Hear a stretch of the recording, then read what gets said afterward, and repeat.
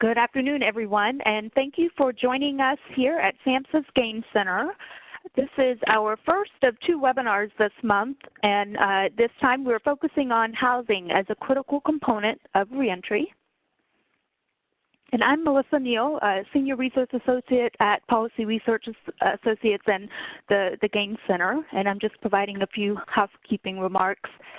The first of which, the views, opinions, and content expressed in this presentation do not necessarily reflect the views, opinions, or policies of the Substance Abuse and Mental Health Services Administration or the U.S. Department of Health and Human Services.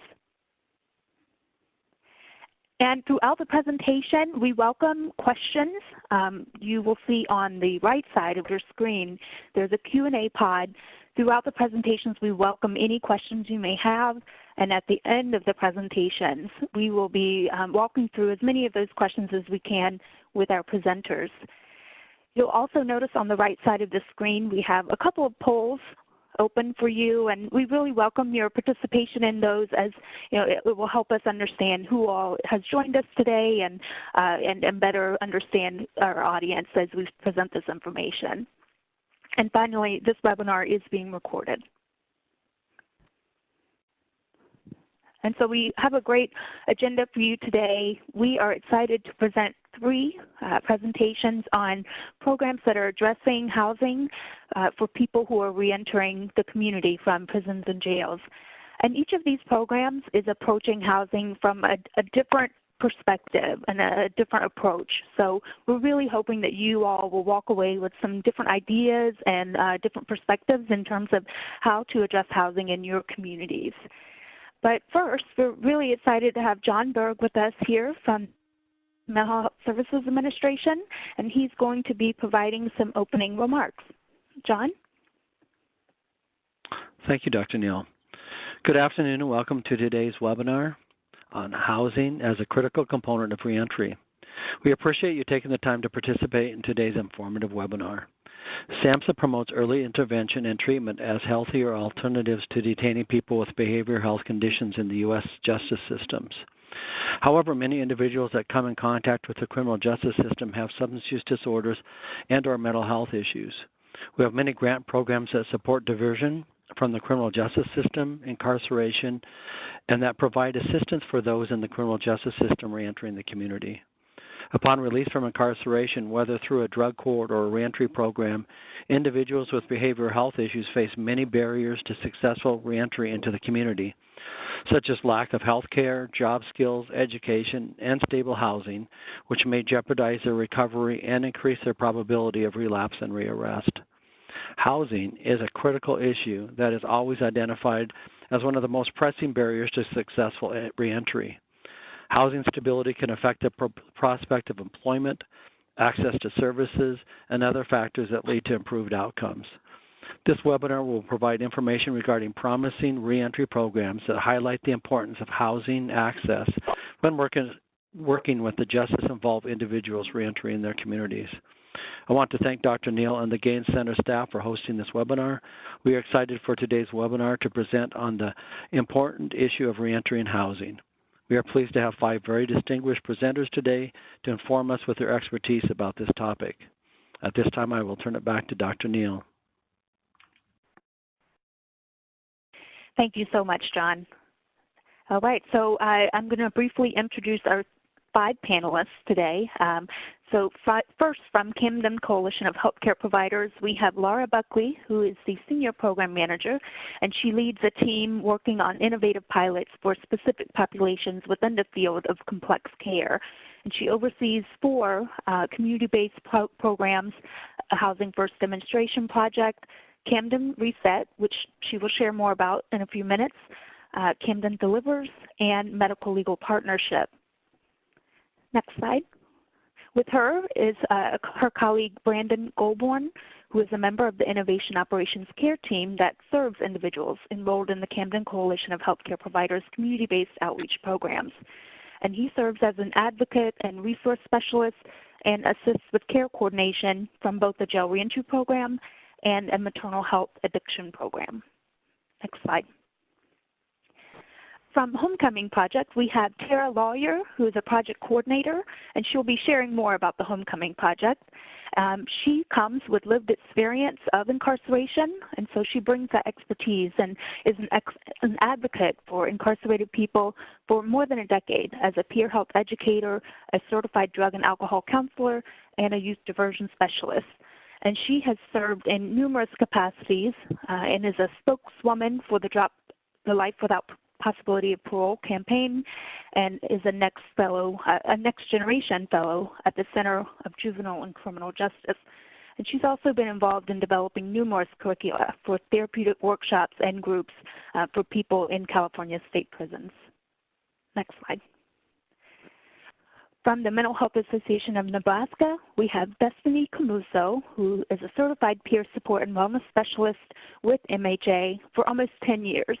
And she's the reentry coordinator for the Mental Health Association of Nebraska and oversees program activities inside prisons as well as the community. And she's the program coordinator for their Hanu Home and Kia House, both of which she and her colleague will share more information about later. With her is Casey Moyer, who is the executive director of the Mental Health Association of Nebraska, and she assisted in the development and implementation of the first state-funded peer-directed programs in Nebraska, the HOPE program, Kia House, and Law Enforcement Referral Program. And she has worked with the Nebraska State Department of Corrections, Nebraska Parole Administration, and Nebraska State Probation to develop and implement peer-operated reentry services. She was appointed member of the Restricted Housing Work Group and serves on the National Association of Case Managers Board of Directors.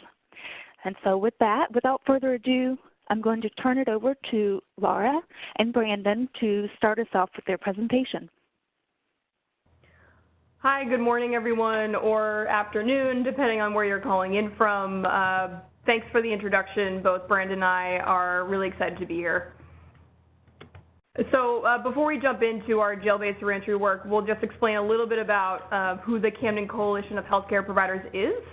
And we are located here in Camden, New Jersey, and our vision is a transformed healthcare system that ensures every individual receives whole person care rooted in authentic healing relationships, with a mission to spark a field and movement that unites communities of caregivers here in Camden and across the nation to improve the well-being of individuals with complex health and social needs. So in Camden and across the country, a small number of outlier individuals account for a disproportionate amount of healthcare costs and utilization. Healthcare hotspotting is the strategic use of data to target evidence-based services to complex patients with high utilization. These patients are experiencing a mismatch between their needs and the services available. And so we'll talk today about how we use this healthcare hotspotting model to identify and serve individuals who had a high use of both the healthcare system and the criminal justice system here in Camden, New Jersey.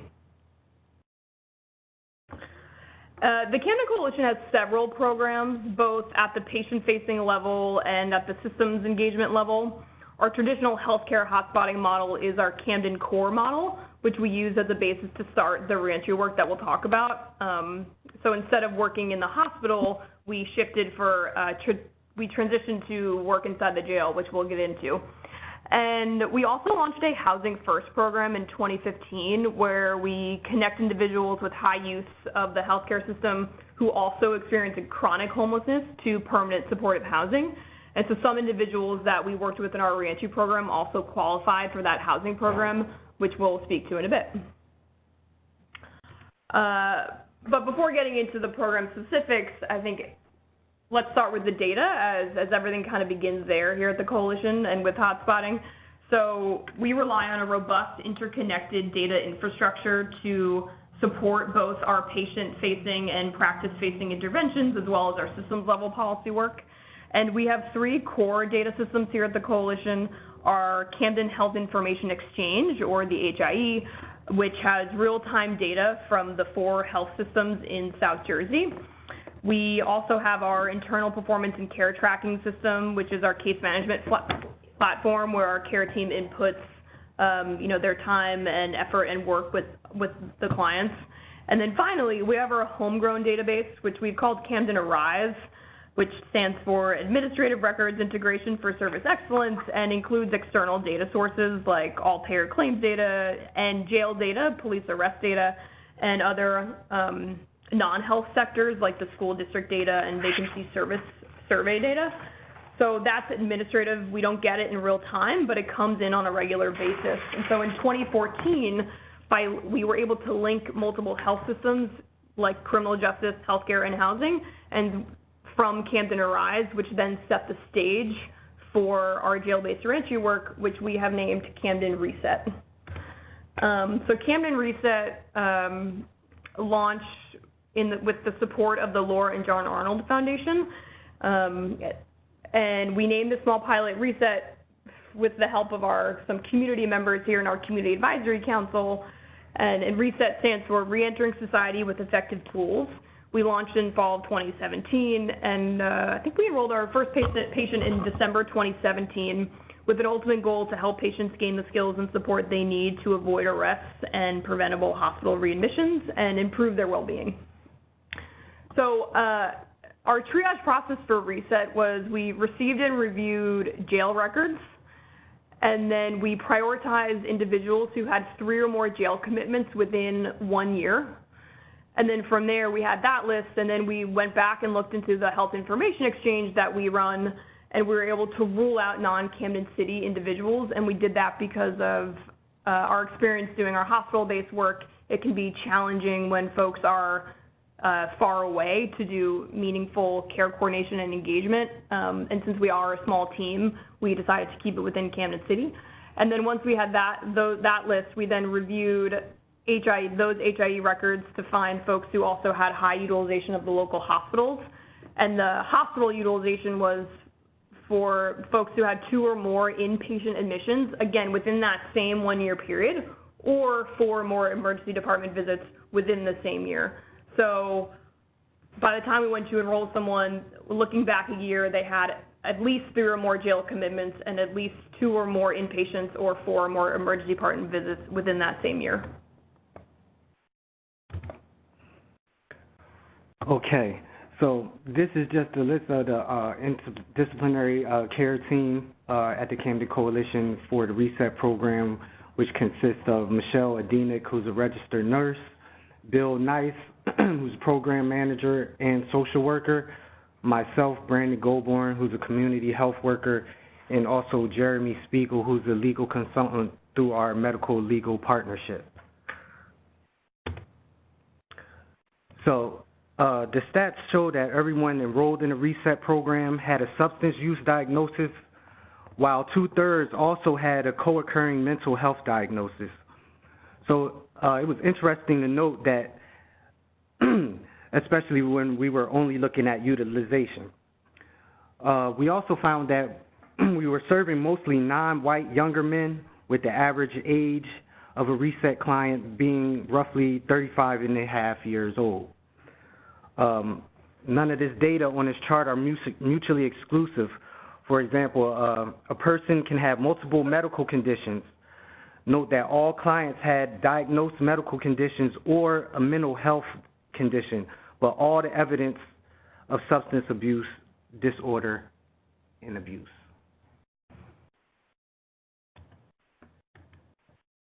So from this data right here, we noticed that the majority of people that we enrolled in the program were awaiting trial. Note that the offense type and charge category data are not mutually exclusive. For example, a person can have multiple offenses and or multiple charge categories. And this was unique in Camden's context because the other reentry programs that serve individuals in the city only serve those who had already been sentenced. So our care team first engages patients while they're still in the Camden County Jail and offers them the opportunity to consent and enroll in the program. 3 of us had access to the jail at the time, the nurse, the social worker, and community health worker. And there we met the individuals and helped coordinate their care while they were still in the jail and continued to do so once they were in the community. So What we did was we helped them identify their needs and begin a sustained relationship that addressed their medical and social barriers to wellness. We visit our participants both inside the jail and in the community, as I said before. And what we do is customize a care plan that's centered on their goals, which could go from anything from accompanying them to appointments to connecting them to resources like housing, mental health treatment, substance abuse, and legal issues. Although we are a time-limited intervention, we would like to consider ourselves linkers. We don't take the place of mental health treatment or substance abuse treatment, but we work to empower our patients toward graduation, where either they or someone that they have identified in their life can help them manage without us. So we have identified a few successful strategies that help ensure the continuity of care when people are returning home from jail. The health information exchange allows us to create beacon reports that we get alerted to in real time, either once or twice daily, to whether someone was in the emergency department or was an inpatient in a hospital. And this helped us tremendously with our work because in the instances when we couldn't find a client and they were hard to engage in the community due to housing instability, we were alerted when they were in the hospital and we were able to contact them there. The HIE also has integrated data from the medical and mental health provider that is inside the Camden County Jail, which works bidirectionally. Providers inside the jail can see an individual's medical history from the local hospitals and can review the basic reports from CFG on the outside. This was particularly helpful recently when an individual was released, and then we shortly coordinated for the individual to go to a mental health crisis unit due to active suicidal thoughts. We printed out discharge papers from CFG and provided this to the crisis team with the list of his most recent medications. So although the beacon reports and CFG data were helpful, nothing replaces the coordinated care of building relationships with the staff in those systems. I'm actually going to have to give a shout out to the jail administration staff for helping set up both quarterly committee meetings with relevant partners of the reentry spectrum, as well having a bi-weekly meeting directly with service providers where my team and I meet with the director of nursing, the sergeant involved in the inmate services, the lieutenant who oversees the outreach efforts, and as well as the reentry liaison. CFG also allows us to touch base in person to ensure coordination of the care and the med management. Relatedly, a lot of our time is spent ensuring coordinating this care with community providers once people are released from jail, including primary care docs, mental health and substance abuse treatment, specialty care, and legal coordination. With the consent of our patients, we share the mental health and medical records with the jail directly with mental health staff, and substance abuse providers to ensure continuity. Just as with jail, the best strategy is consistent on the book meetings. We have one every week with the local addiction medicine provider, and although it's a short meeting, only 30 minutes, it saves us a lot of time and energy from emailing to make sure we're all on the same page and working together to make sure the patient is working toward their goals. So what that does is helps clear things out that could get little things that could be in the gray area that we know are not little but have become barriers for these people. So, and one of those barriers that I know Brandon and I faced a lot doing this work was, as we know, is housing. And so something that we spent a lot of time helping clients coordinate was their housing needs. And like I said, it's a small N. We only enrolled 16 individuals, but 6 out of 16, 37%, said they were unstably housed or homeless at that intake in jail when we first met them. Upon release, one more, although initially it was thought they had stable housing, turned out did not. So 50% were unstably housed or homeless at that point of release from jail. And of those 7, we were able to connect 3 to interim housing immediately upon release, and they ultimately became eligible for our Housing First program. And like I said, we know it's a small size, but it's interesting and provides some insight into this population of folks who have extreme use of healthcare and the criminal justice system in Camden. So some utilization data that we've been able to get, like I said, we started this program in December of 2017, and reset patients as a group have reduced their utilization of the local emergency department, hospital inpatient admissions, and stays at the Camden County Correctional Facility, which is really awesome, and we're excited that it's going in that direction. So these stats show a change in number of events comparing 1 year pre-reset enrollment inside the Camden County Correctional Facility to a period following the release from that index jail admission. So for the emergency department use, it's reduced by 61%, by inpatient admissions by 64%, and by jails and for the Camden County Correctional Facility by 84%. I just have to note this aloud. I know it's on the slide, but I have to say it or else our director of data will admonish me. This is preliminary data. It is not everyone. The analysis only includes counts of events pre and post reset enrollment and has not standardized for time.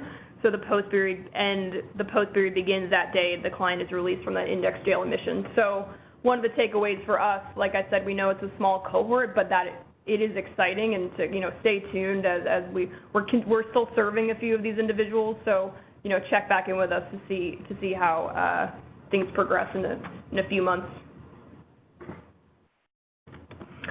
And so some more about the utilization rates. We just, like I said in the last slide, the reset cohort reduced their jail and hospital utilization. What's interesting is that the subset of individuals who we provided that direct housing intervention to, those 3, they reduced their utilization the most out of all 16. And the reset subset with the highest reduction in ED use, and ED use specifically, was those that we connected to interim housing. So it's interesting that there's a connection between the reduction of going to the emergency department and getting to housing. The subset of individuals who were actually identified themselves as being stable at that point, at that release from that first jail admission when we met them, they had reduction in jail stays, but they were about the same in their inpatient and emergency department reduction. And the individuals that we did not connect to interim housing, including those who were stable, actually remained in our intervention longer. So our care team worked with individuals that longer than folks who were able to immediately connect to housing. I think, again, because it's a small number, we can't extrapolate huge takeaways, but it's interesting to note that there is, from an agency perspective, when housing was an option, our care team didn't have to work as long because we were able to get them stability. So as I mentioned earlier, we have been simultaneously running a Housing First program since 2015, where we connect individuals with high use of the healthcare system who also experience chronic homelessness, which is HUD defined, to permanent supportive housing here in Camden County. Some individuals in our reentry program, notably those 3, have been connected and are in the process of connecting to this housing program because they need to meet that chronic homeless criteria. And our Housing First program has shown to reduce utilization of both inpatient and emergency department stays when comparing 2 years before move-in and 2 years post-move-in. Kind of the unfortunate thing that we've seen with this, though, is that not everyone is homeless enough, so that because of the chronic homeless criteria, so we come against that barrier when trying to connect folks to vouchers, but we have been able to connect reentry folks to vouchers for people with severe and persistent mental illness. And then I know we're running at the end of our time, so just another barrier that we've seen with housing is for criminal background can be a real challenge, both getting folks connected to state vouchers like we have here in New Jersey, but also even when the New Jersey has been pretty progressive and they've really worked with us and can account for mitigating factors, we're also working with private landlords to take those vouchers to, and so that can be a challenge. but we've noticed that really an enhanced engagement with the municipal court system to help reduce some of the active criminal proceedings was key in our work, and we utilize the medical legal partnership to help influence and advocate to the court around the importance of housing. Since we're running out of time, we'll just read one quote and then we'll go to the end. Okay, well, this quote comes from one of our reset clients, and the importance of housing and how it's affected the situation. It says the program is the light in the darkness. They've been so helpful to me, and I feel it so much better than I did the day that I got out. And I realized that, okay, I'm out, now what? And with my aunt not letting me stay with her, I was like, oh, might as well do what I know how to do. At least if I drink, I won't feel it. But I haven't had the urge to drink and haven't had the urge to use a drug. Having that help just strengthened my resolve. And then, this is you. Okay, so here's evidence of it right here. This particular person we were working with. This was when he graduated and he was moving into housing. But the interesting thing about it is we give certificates out, which is something that's like physical and serves as like a remembrance to show them where they came and where they are now. And they're always genuinely gracious for this. It's something to reflect on when they have the opportunity. And yeah, so I was actually there for this move-in for this client, and he was just like excited. He loved everything and was holding back tears. So, I mean, it was good. It was a good feeling to see exactly where he came from and, you know, just to be a part of his journey and, you know, to where he's trying to be now. Yeah, and this is our goal, right, for everyone. And for him, it was definitely after about more than 5 years of experiencing homelessness and going in and out of the Camden County Jail, it was you know, it was humbling, I think, for all of us to be a part of this journey. But and thanks everyone, and we'll look forward to questions later.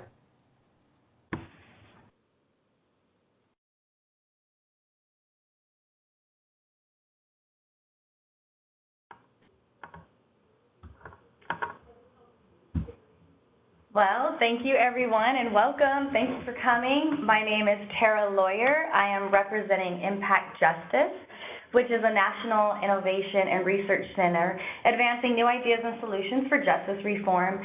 We work dramatically to reduce the massive number of youth and adults in our justice system, to improve conditions and outcomes for those that are incarcerated, and to provide meaningful opportunities for the formerly incarcerated as they rejoin their communities. I'm greatly happy and so excited to share with you guys about the Homecoming Project. It's an innovative reentry housing model, for sure.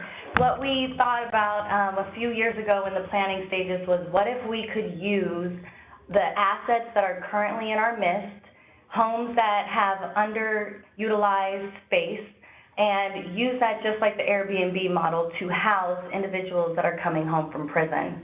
So the housing model was something that we were excited to explore how this would work.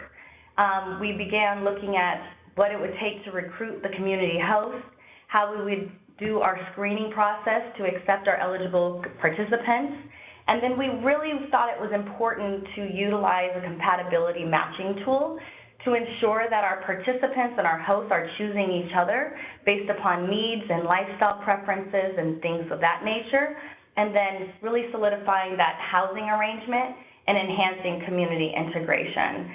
So just to start off with the community hosts, we recruited a lot of our hosts based upon their community-based activity. We reached out to the faith-based community, other social justice organizations, prison ministries, and prison-related organizations.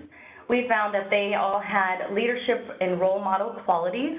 And these are individuals that are homeowners with a suitable extra room available that they are willing to open up, and Impact Justice will provide the host a daily stipend for participating and housing our participant. We provide them with a $250 deposit to take care of whatever needs to be taken care of in the home, and a $25 a day stipend for the participant living in their home for up to 6 months.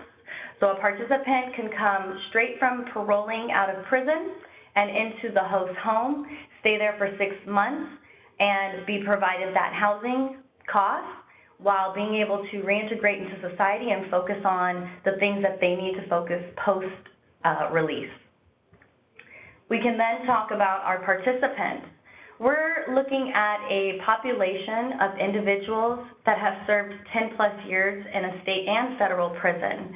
And what we found is that the long-term population has been considered to have very special needs related to transitioning back into society.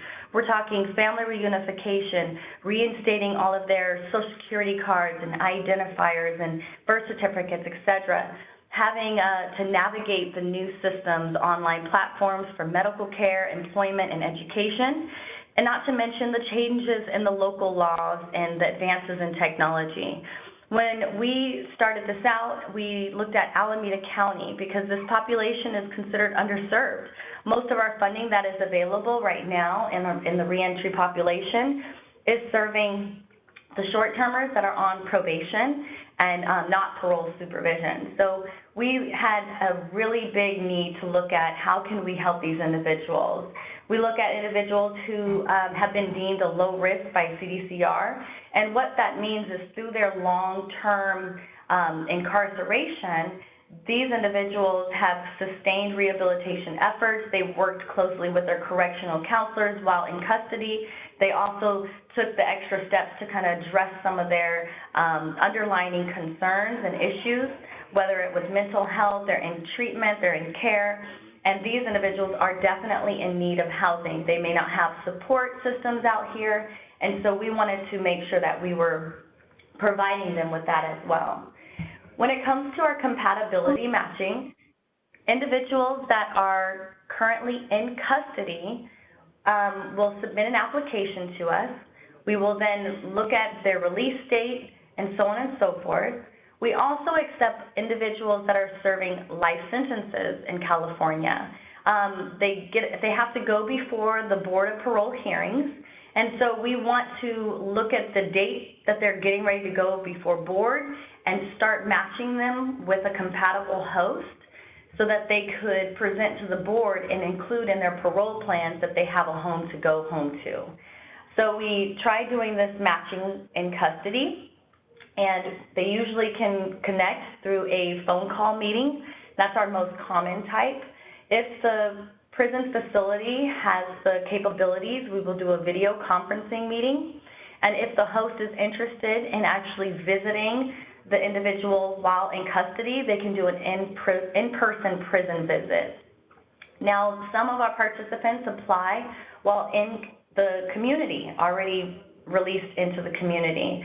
And these individuals may be housed in halfway houses or transitional housing programs, and in some circumstances are on the street living in their car or couch surfing. And so what we do is we get those individuals in a face-to-face meeting or a phone call meeting with our available hosts. And this meeting is so important to the matching process because this is where an individual can be extremely honest and forthcoming with their housing needs and with their personality types and lifestyle preferences. And both parties, the host and the participant, are able to decide whether or not this will be a compatible match for them. From that point on, then we look at our community integration, which is really a big key to this. It's not just about providing participants in need of housing with a home, but it's also about connecting them with the supportive systems that are already in place within our community so that they can increase their access to their necessary needs, right? We have a community navigator, which is an on-staff person that sits down with each participant at the onset of their entry into our program and maps out their life plan. Now we're looking at immediate 6 months and beyond, but when we're looking at the 6 months, we want to be able to provide them with that guidance and support and connecting them to transitions clinics, which have their own community health workers specifically addressing the primary care, mental health needs, and recovery services of those that are in the reentry population.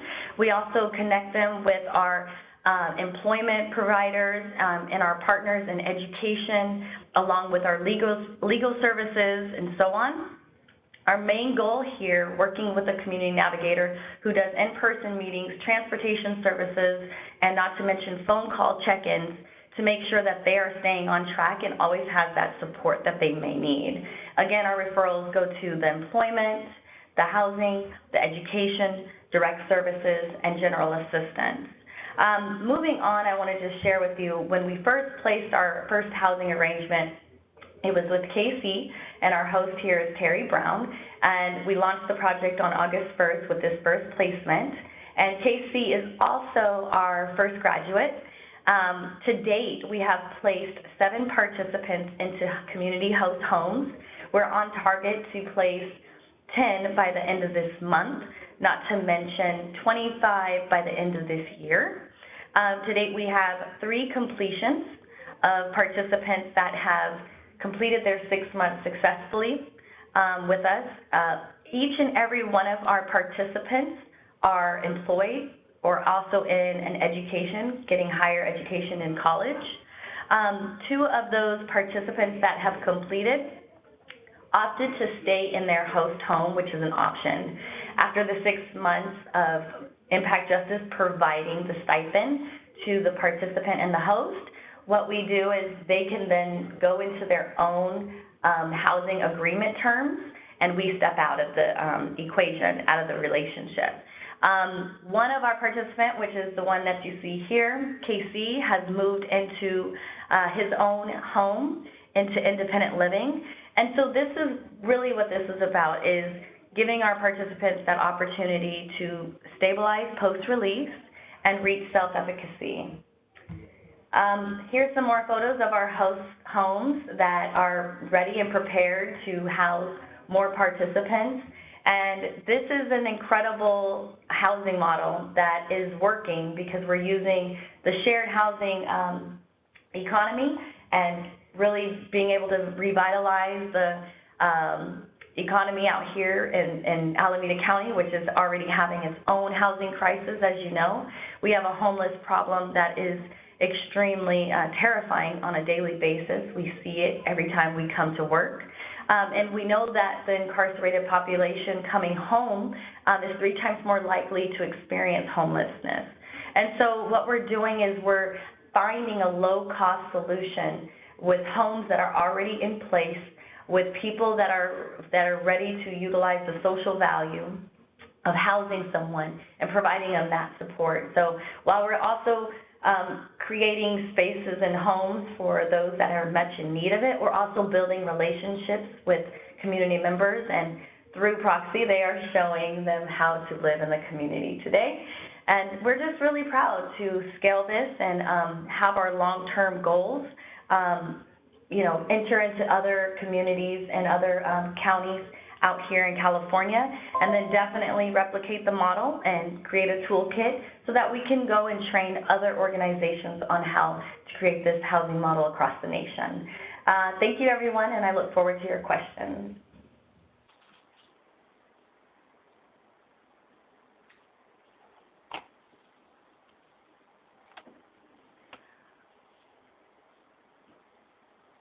Hi, everyone. My name is Casey Moyer again. I'm with the Mental Health Association of Nebraska. Bethany Caruso, unfortunately, is at home with a sick child, so you'll be only hearing from me today. I want to talk first a little bit about the Mental Health Association. We're fairly new. We'll have to stop saying that soon. We were incorporated in 2001 with 2 of us, 2 peers, and now we have 41 peer specialists on staff. So MHA is unique in the fact that we are completely peer-run and peer-operated. All our programs were developed and implemented by people with lived experience, and for us that means mental health, substance use, trauma, years of incarceration, whatever that might look like to each individual's story. I wanted to give you a little bit of background. These peers wrote these slides themselves, so I'm not talking about them without them knowing, but Melissa has the diagnosis of schizophrenia. She was in and out of the hospital. She grew up in foster care. I mean, just kind of had a rough go in the beginning and didn't have employment history. And today, Melissa's been with me probably 10 years. I think one of the things that we wanted to show here is that peers, we can maintain, we don't have to have the high turnover that a lot of people struggle with peer organizations. She has been with me for 10 years. She's part of the management team, and she is our benefits specialist, which means she is a certified work incentives coordinator, serving the folks that come to our house in obtaining their benefits, if that's the goal, or looking at what work incentives they might be able to use if they are receiving Social Security disability. This is Amy. She had a long history as well. You can see she had 53 criminal convictions, has a history of mental health psychosis. Today she's fantastic. You'll hear more about her in my presentation, but she is full-time with me. She's been with me for 4 years, and is housed in her very first home for over 8 years. So her goal is to give back to what was once given to her, and she definitely does that. And then this is Dave, and I'm just giving you 3 out of the 45 peers that are staffed, but Dave was incarcerated for 22 years, came out with discharge papers that said that he would be living in assisted living with med management and all of those services for the rest of his life, but that's not the case with Dave. Dave is, again, full-time peer at one of our Kia houses. He lives independently. He's been in a long-term relationship, and his quality of life is greatly improved. As you can see, he likes to play the guitar.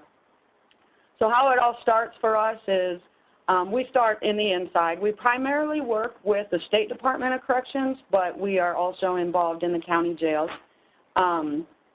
We start building relationships as soon as we can. So we're going into all of the facilities, which I have to thank the Nebraska Department of Corrections for allowing people with our backgrounds into the prison system to work with folks. And we're not allowed just only in general population, but we are allowed in the restricted housing or the whole, as to say, to work with individuals who are struggling. One of the goals is for individuals with severe mental health issues that are in restricted housing in a prison system not to be released right from the whole to the community. So we try really hard to build relationships with them, help them get to general population, and then be able to have a solid reentry plan before they're released. This is us also. We have trained 18 long-term. These guys have life sentences, a lot of them. Some of them just have many years. We train them in the intentional peer support program so that they can provide peer support to individuals who have shorter sentences or who will be getting out, just to help them have, again, solid plans for reentry. And also just teaching them how to use their time wisely. So this is our haunting home. This is our transition home. Again, it's peer operated 24/7. We have a minimum 3 peers on staff. It's 20 beds.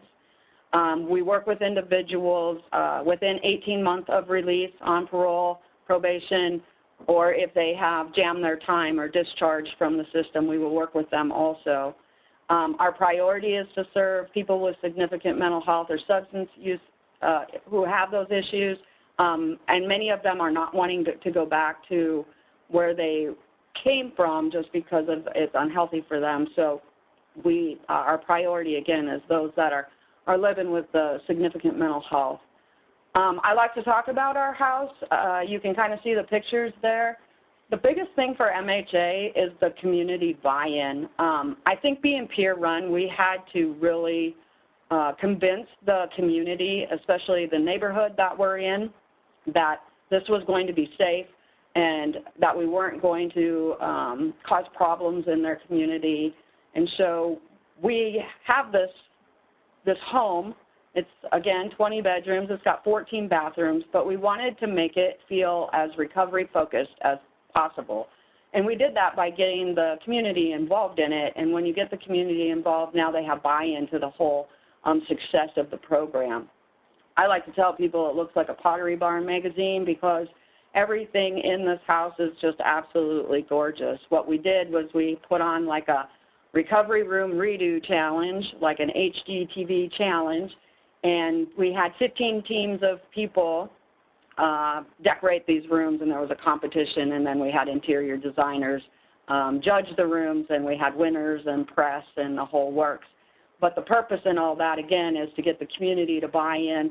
So parole did a room, the Department of Corrections did a room, emergency services did a room, some local physicians in town, and to have their buy-in into the success of the program and to knock the stigma out of what we're doing is very, very helpful when you have everybody involved.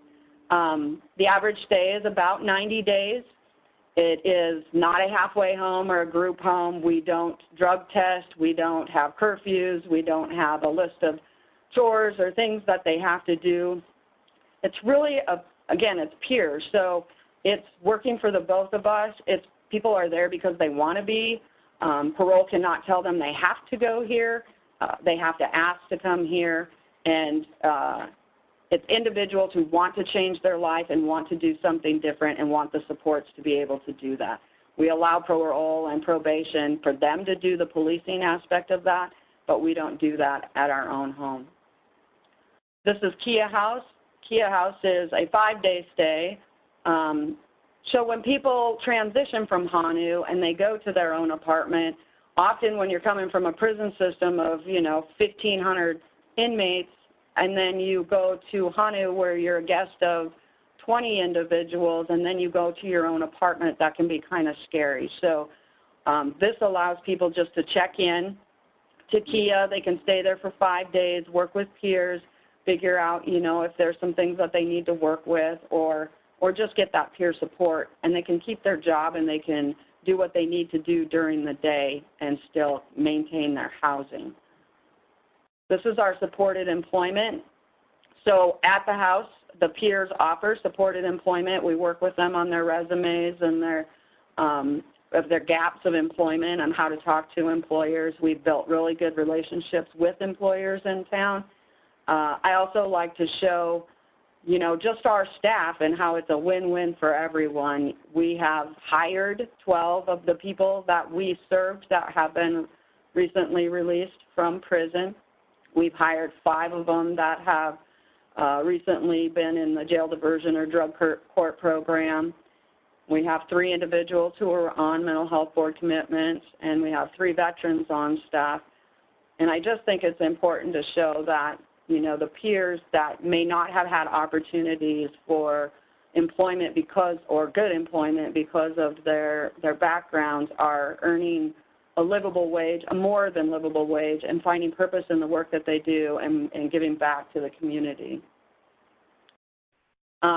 This is another program I just like to talk about. I think one of the other successes of our peer programs is that our relationship with law enforcement is fantastic. I mean, they come to the houses, they have coffee with the peers, they know who's there.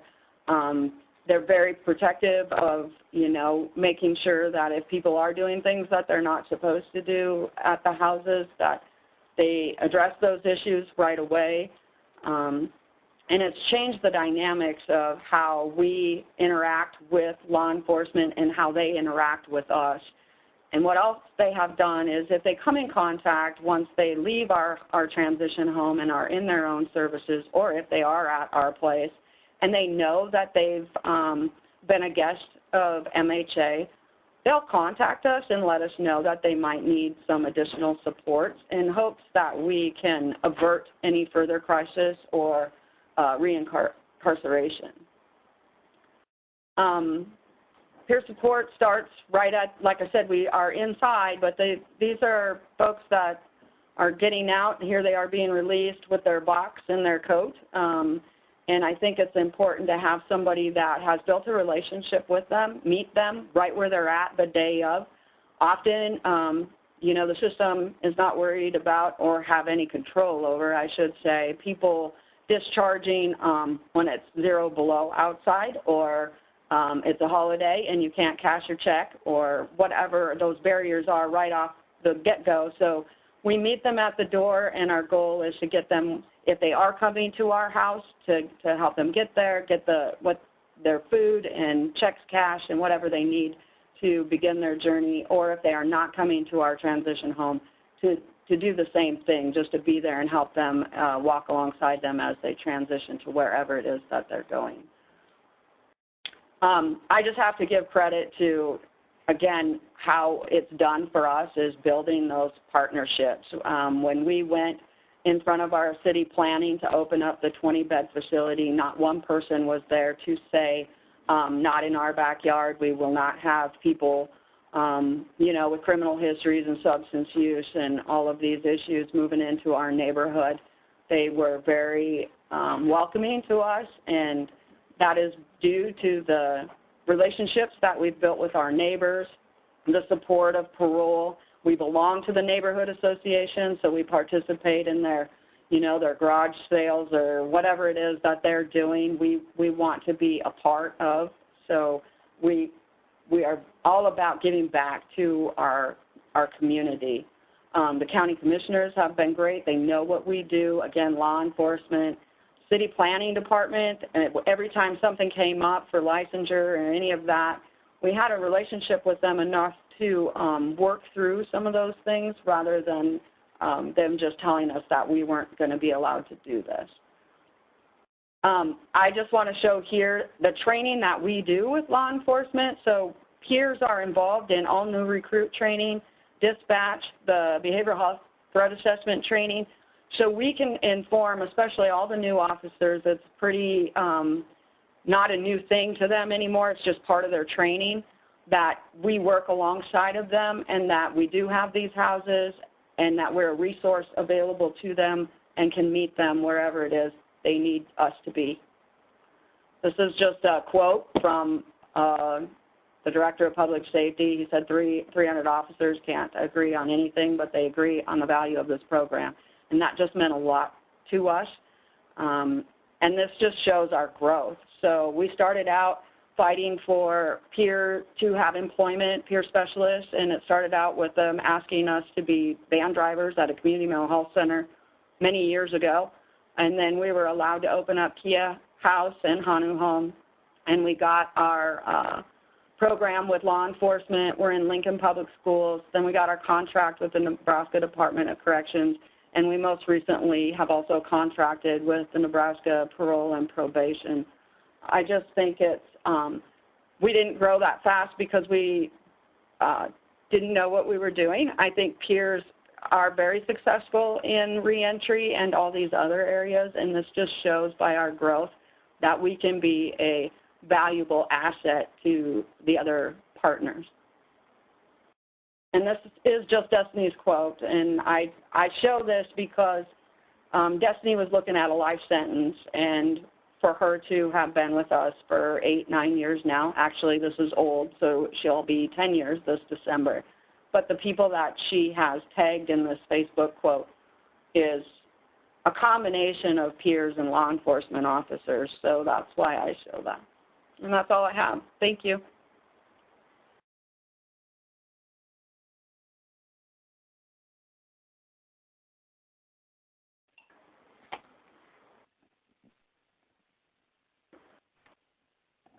All right. Thank you so much to all of our presenters. I just personally really appreciated the stories and the faces that you all shared of people who are working towards recovery through your programs, and just really appreciate them being willing to share their information through you all during this presentation. Right now, we're going to work through as many of the questions as we can. We really appreciate that many of you have submitted questions already. And so I'm just going to start trying to work my way through some of these questions. So first of all, just a question for all three panelists. You know, the first question that always comes up around this issue is funding. How do you fund housing?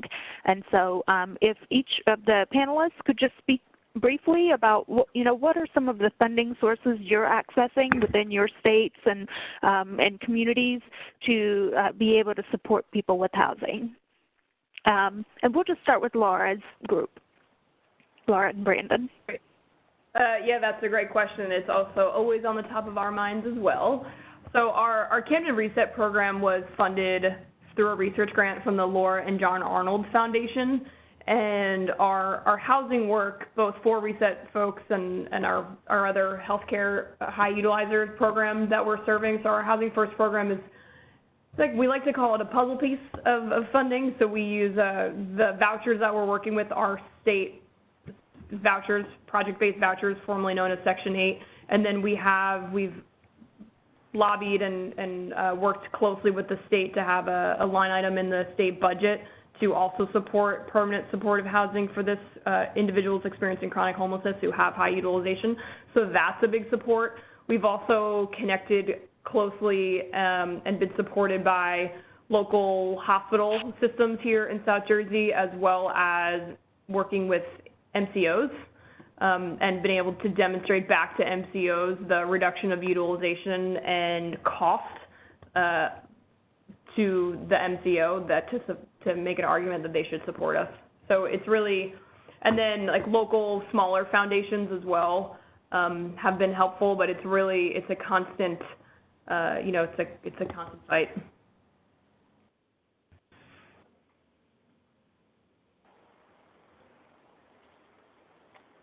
This is Casey, and we are funded by the Department of Corrections. We also have a contract, like I said, with the Parole Administration and with probation for our housing services. This is Tara representing the Homecoming Project, and to start out our pilot project, we utilized private funding and small donations that have helped us reach this point. We're now attempting to secure state funding that is particular to reentry housing and rental assistance. Not to mention, as we continue to prove our model, we will then try to also secure a contract with the Department of Corrections and Parole by securing that funding and so on and so forth with government. All right, thank you. And so there's one question asking across the three groups, sometimes individuals with more severe and persistent mental illness tend to struggle the most in terms of finding and even staying in housing. So there was one participant who asked, is there a special effort to find housing for clients with paranoid schizophrenia? And she mentioned, I find these clients prefer the street to group homes. So any remarks across the presenters about not only serving individuals with paranoid schizophrenia, but maybe individuals with that more severe and persistent mental illness? This is Casey, and we do serve a lot of individuals with significant mental health, and I also talk about the fact that 30% of my staff live with the diagnosis of schizophrenia. So for them to be able to connect with somebody who understands what they're going through, and then when they do transition into their own apartment, the service doesn't stop. We have peers that visit them on a regular basis. They are also welcome to come to the houses anytime they want. If they have been a part of our program, they can, like I said, they can be at Hanu or Kia anytime they want to receive that peer support. And a lot of it is just being able to help them access the services that they need, medication, and having those social supports. Thank you, Casey. Yeah, go ahead. Oh, sorry. Yeah, this is Laura and Brandon from Camden. I think similarly, it's really about that support piece once individuals attain housing. So when we talk about housing, it's not just a house; it's housing with case management support, which is crucial for everybody we're serving. I think notably for people with serious and persistent mental illness, that there is someone there willing to work with them, build out relationship, help them with paying rent and all other needs. And so it's similar. That's a crucial part. It's not just house, it's the support that goes along with it.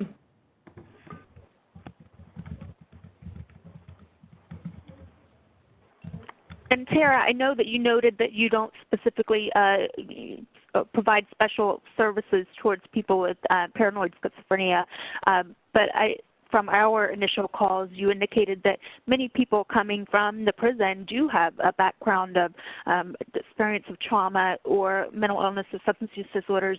Could you just briefly share how you all consider an individual's mental health or substance use needs as you are placing them into houses in the community?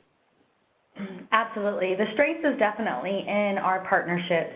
So when we are connecting with our transitions clinics or with our day reporting centers, we are making sure that we are connecting them to a service provider that can meet their needs and that they can have the support that they need and the care that they desperately need to transition into the most challenging part, which is after serving 10 plus years or even a life sentence in many cases, is a challenge in and of itself.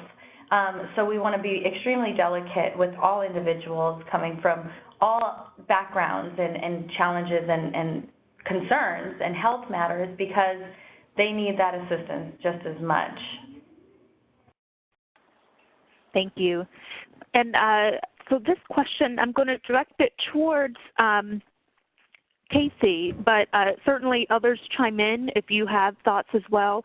I think what stood out to me and to many other listeners is that they have been able to get peers into correctional settings. And Casey, I know that you mentioned that you're not, they aren't allowed to go into general housing, but they are allowed to go into some of those specialized pods. So could you describe just how you all were able to make that happen and how you all came to agreements around, who can come in and where they're able to go within those correctional facilities to provide those peer support services?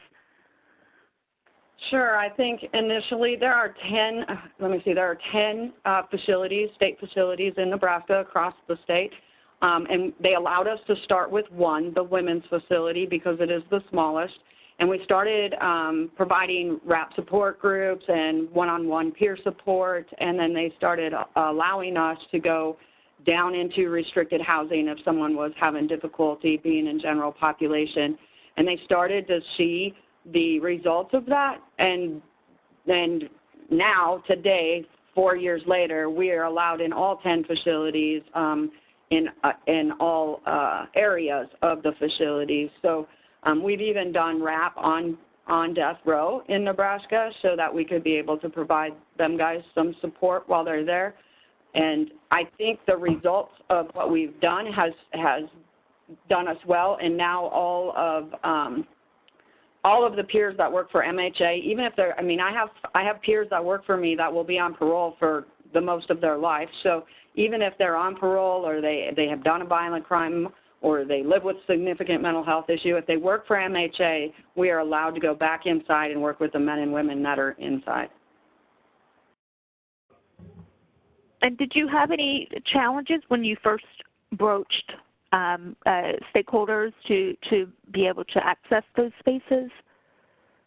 I think the challenges for me was, in all honesty, was training the peers. It's very triggering for them to go back inside and hear the clanging doors, and sometimes seeing things break out on the yard where they may have, when they lived there, joined in or,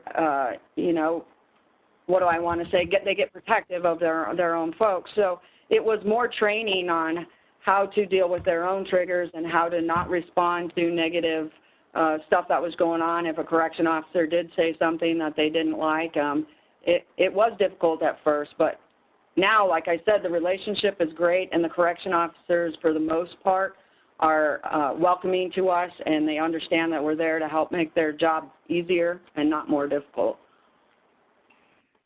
Thank you so much for sharing that.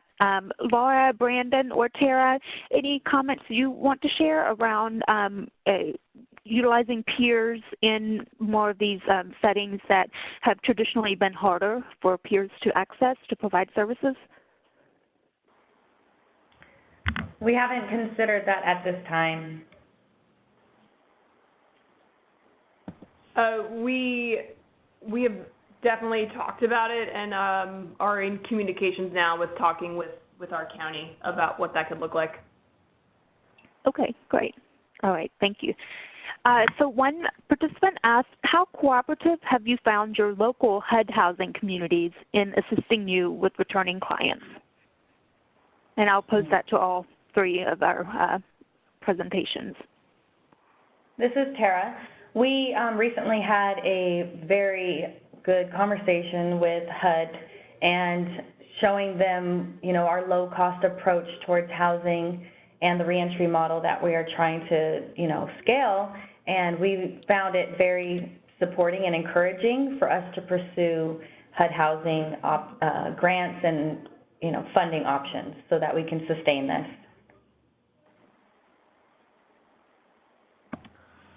This is Laura and Brandon from Camden. We receive HUD vouchers, but we get them through New Jersey, through the Department of Community Affairs, and so we work very closely with New Jersey's Department of Community Affairs, and like I referenced earlier, they have really they have been great and are willing to look at cases on an individual basis and consider mitigating factors, whereas in the past, some of the referrals that we've sent them from the individuals we've enrolled in jail, probably would have been denied a voucher because they are considering that they've been chosen to enroll in an optional program like us and are, getting connected to services that, they're open to that. And so we've been able to successfully connect, like I mentioned, 3 people to these housing choice vouchers, which is huge. One person even got accepted to the voucher while he was still incarcerated, which was phenomenal. And we actually weren't expecting that when we submitted his application from jail. We were kind of assuming it would get flagged and then we'd have to go through the appeal process, but we were willing to start. We thought it would get appealed anyway, so we figured, we might as well start the fight earlier. But then we got accepted, and it was amazed, and then we were able to use that. He was pre-trial. When he was released and then went in front of the judge, we were able to use the fact that he had a voucher to support his probation and not to be sentenced back to the jail, and so we were able to then connect him to housing, so that was huge. I think the bigger issue we have isn't necessarily with HUD or the state. It's actually with the private landlords that we work with. So a voucher is only as good as the person willing to take it. And so sometimes that's where the added barrier is. So even though our individuals that we're serving have passed the criminal background check from the state, private landlords often have their own background checks that they want to run, and then they're not willing to forego those standards. So, there are a few folks who have vouchers, but it's hard to place them in housing. And this is Casey with MHA. We really don't work with HUD vouchers. We do have peers attend Realtor Association meetings, Landlord Association meetings, and Amy especially has built really good relationships with private landlords, and so they call us when they have a place available, but we haven't worked much with the HUD vouchers. Okay. All right. So one of our participants said many presenters talked about clever ways to get buy-in from all the providers. I have run into divides between the way the jail law enforcement is run county by county. Do you have any suggestions on working with jails that are resistant to reentry services? And that'll just go to any presenter that would like to respond to that.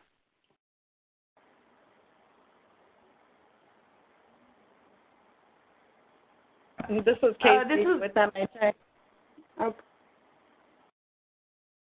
So I think our biggest thing was building the relationship with the police officers, which then gave us some validity with our county jail.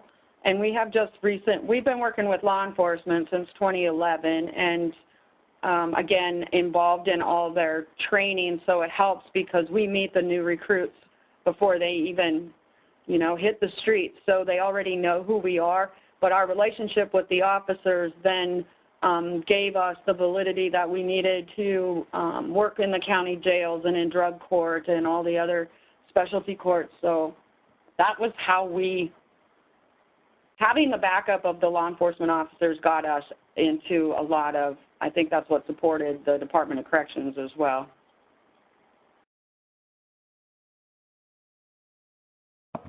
And I'd say for us in Camden, I think a helpful strategy is always to start with data, is to look at like the evidence base across the country, you know, what Casey and her team are doing and things proving or showing that there can be a positive impact of reentry services, both on reducing folks inside the jail and perhaps also cost-effective strategy.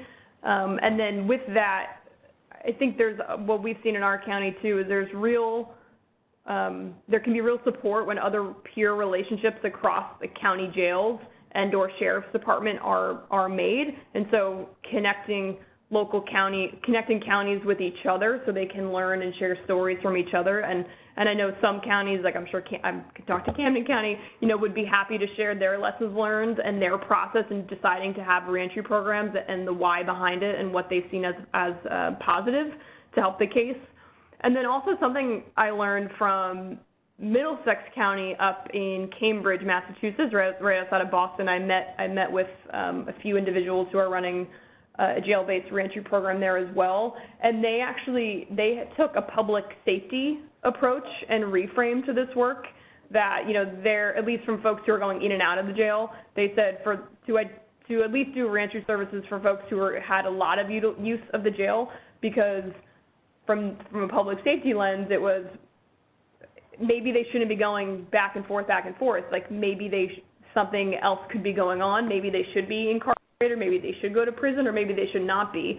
But from the sheriff's department, like from a public health lens, public safety lens, it was worth their time and energy and money to give a closer look and to provide services to those individuals.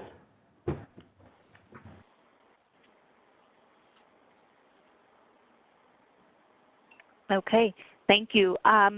Just one other question, a theme that's coming up out of the many questions being submitted is housing for people with a conviction of a sex offense. And so is that something that you all have been able to address in your work? If so, would you describe that? And this will go to all of our panelists.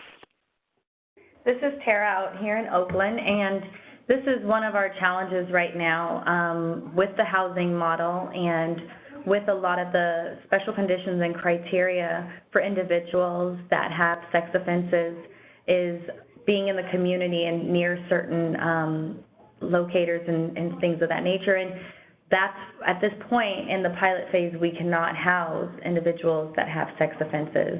And it's a challenge that we continue to look at and find ways to make sure that this program can be for everyone.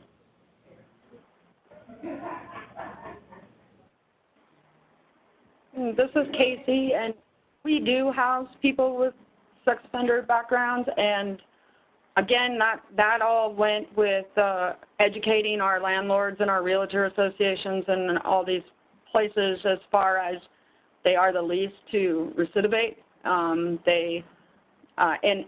the backing of law enforcement coming with us to the meetings and showing the neighborhoods. A lot of people didn't know that they already had many sex offenders in their neighborhood. They just weren't aware of it. And so decreasing the stigma around people's fear about having folks with those backgrounds in their neighborhood was something we worked really hard on, and now we have been able to successfully house quite a few people with sex offender background, and the neighborhood association where our Hanu home hasn't fought us serving that population at our house.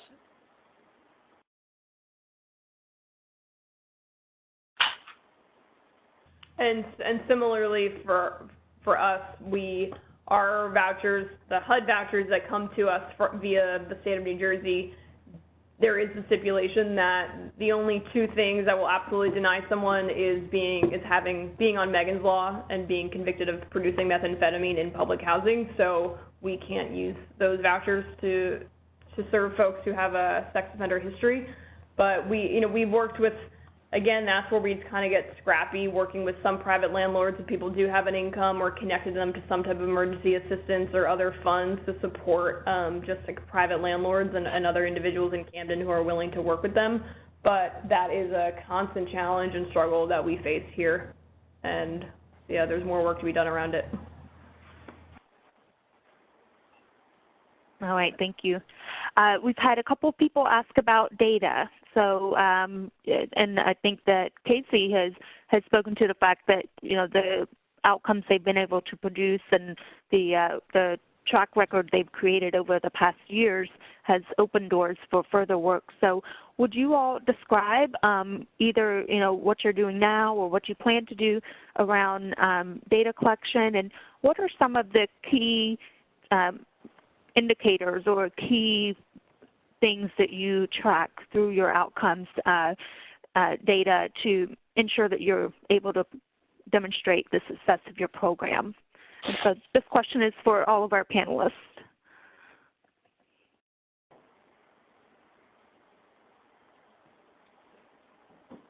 This is Laura again from the Camden.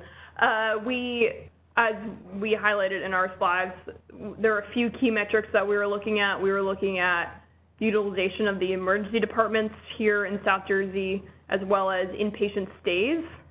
And we were able to track that information because we run the health information exchange.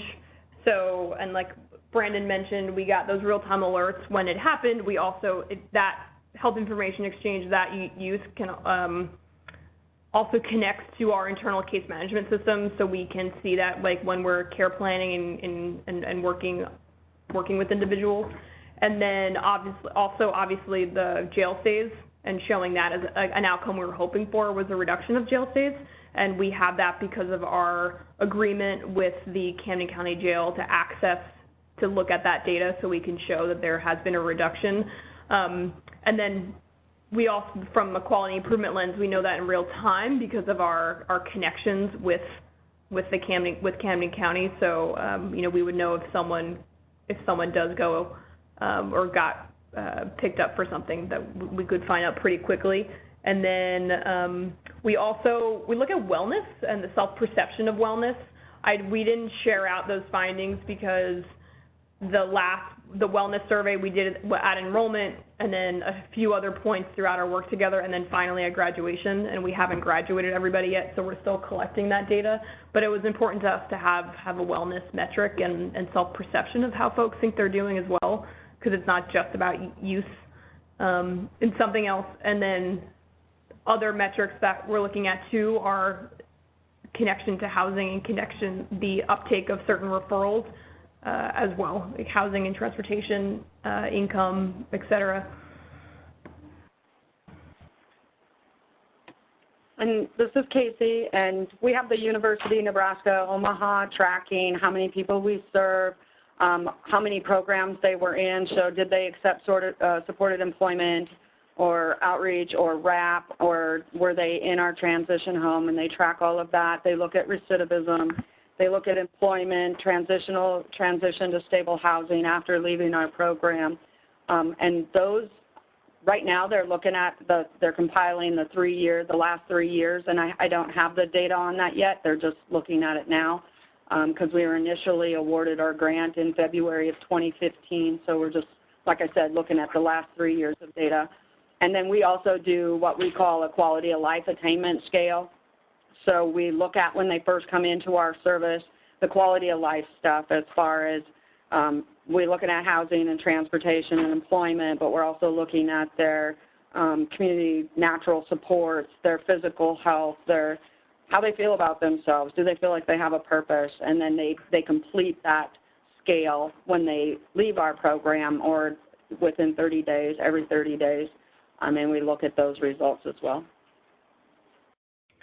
This is Tara here, and much similar to the other presenters, we look at, we're currently still much in our baby stages, but we will be collecting our data through our internal research team that will be looking at the outcomes of community integration, and that includes employment, transportation, how well were they able to build that self-efficacy. We're going to be looking at the utilization of our referral systems and how they did with connecting with the resources that are currently in place with our partners. We're also going to be looking at parole condition compliance, how well have they maintained the contact that they needed to maintain with their parole agent, along with the recidivism rate, et cetera. Also, we want to know their their social relationships health, and was there an increase in that respect. Not to mention, we are going to be doing something, the self-perception of their success, and also next step tracking and whether or not they completed the program, and so on and so forth. Wonderful. Thank you. We've had a couple of kind of follow-up questions to the data question. So one person was asking about how do you overcome the barrier to data sharing as many agencies are in silos, and maybe will say, well, because of HIPAA, we're not allowed to share this with you. So, if anyone could speak to that issue. Also, someone else asked, are you using authorizations to release information about patients? So if each of you could just share what your current practices are or plans are around ensuring that you have the permissions and the agreements to share information, and describe what that looks like. This is for all of our panelists. I can say that for the practices of impact justice, we aggregate all of our data so that we can share it publicly.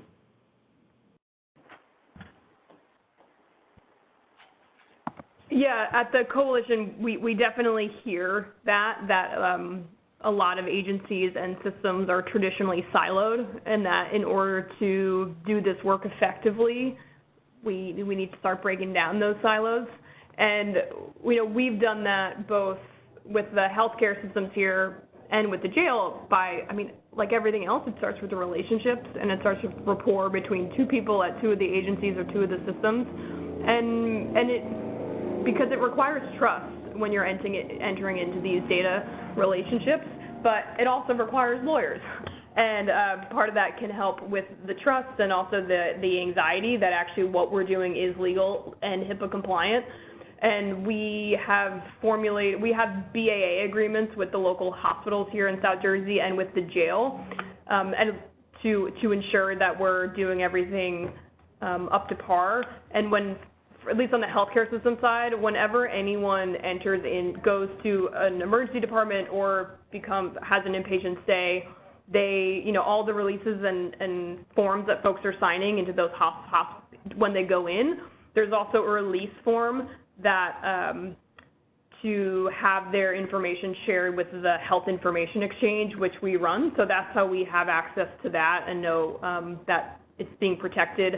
We have a team of folks that run the Health Information Exchange. They do audits frequently, and if they have found that providers are using that inappropriately, there are real consequences.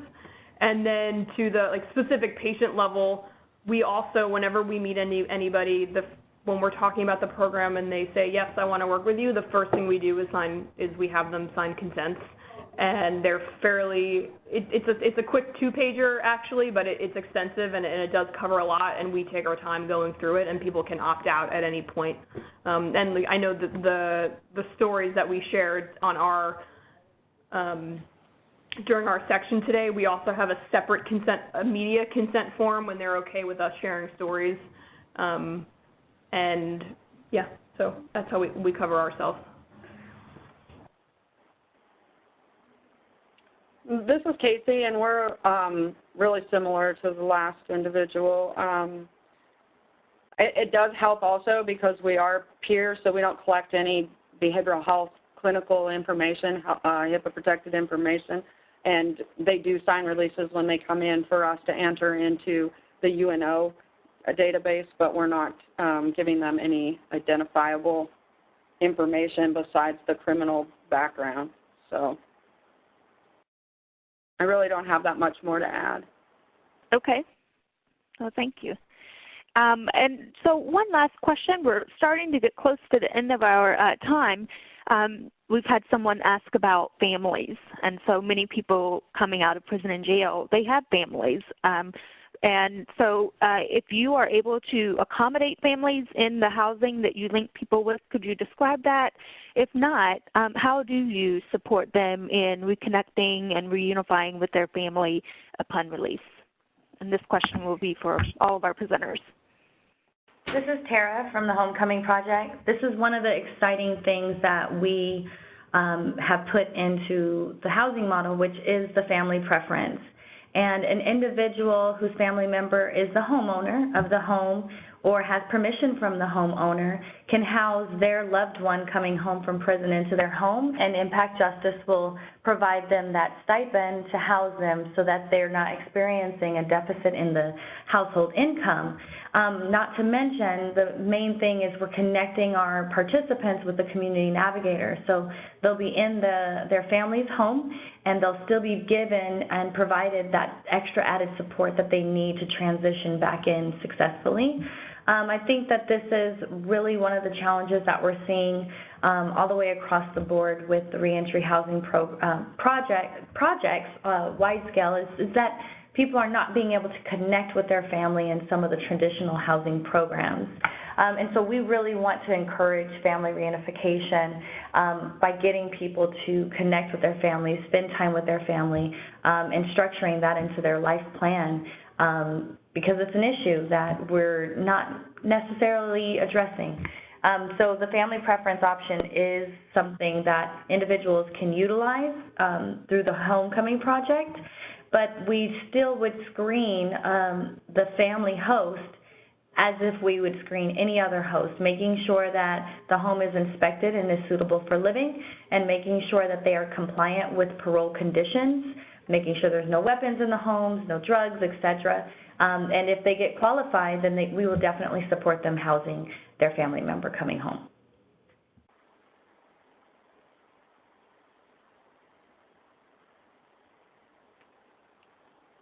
This is Casey, and we do, families are definitely allowed to come to Hanu Home. They're welcome anytime. We don't have like certain visiting hours or anything like that, and they're definitely free to visit their family wherever they may be.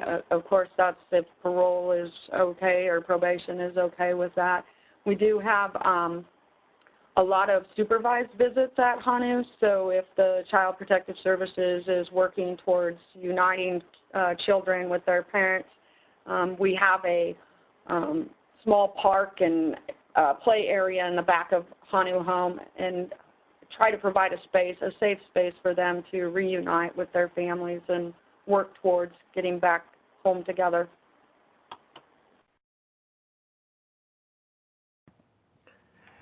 And interestingly enough, I haven't had the opportunity to actually connect anybody with their families. Most of the people that I've worked with were connected to their families, or they identified people that they would have as supports. And the ones that were actually connected to long-term housing, most of them, actually all of them, were only looking for one-bedroom vouchers. So I never even had the opportunity to do all those things. Yeah, and there for our housing program at large, which serves folks who do have criminal backgrounds, but maybe not as extensive as our reset people. When they wanted to get connected to family, it's a conversation that we have to have with the state to alter, to change vouchers or to switch vouchers, and that's actually happening now, which is exciting, but it takes time and a lot of connection and coordination and patience, which can be really challenging.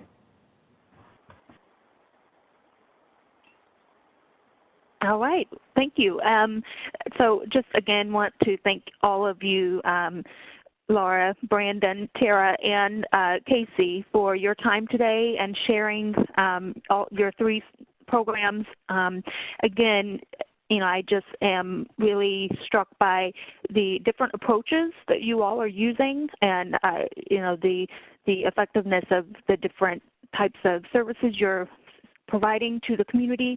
And I know that some of our listeners also expressed thanks. So we had one comment: thank you for the work you do in the community. I thank you for your time and consideration regarding those that are equal to us all. And someone else said, thank you for all so much for your devotion to improving our communities. So I not just here at the Gain Center, but also our listeners are really appreciative of the work that you're doing. So thank you for sharing that with us today. And just so all of our listeners know, you are welcome to join our listserv if you haven't done so already. We will be sending out emails through this listserv when we have the slides ready for release, as well as when the recording is available on the SAMHSA YouTube channel.